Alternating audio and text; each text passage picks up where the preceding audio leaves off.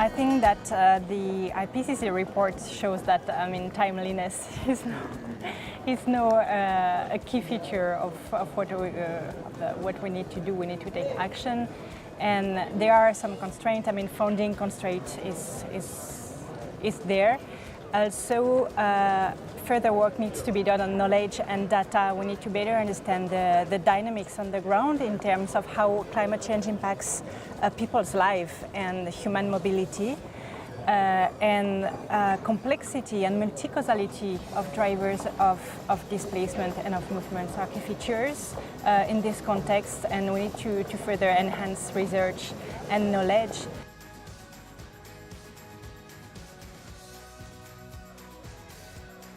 This executive committee has created a task force called the Task Force on Displacement, which brings together UN experts with people from civil society, academics, and the parties of the UNFCCC.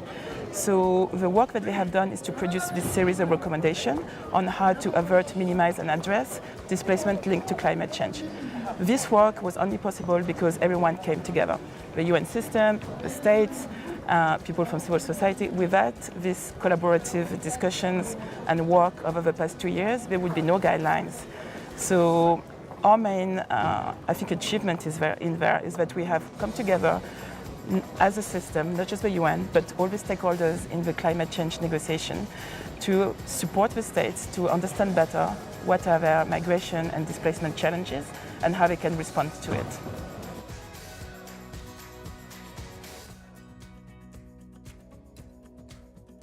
So in terms of NDCs, we have analyzed the level of inclusion of migration and displacement issues in these NDCs. Quite surprisingly, there's a lot of references in different national policies to the need to integrate migration and mobility issues in the NDC framework. So we already think this is encouraging. But there's always space to do more.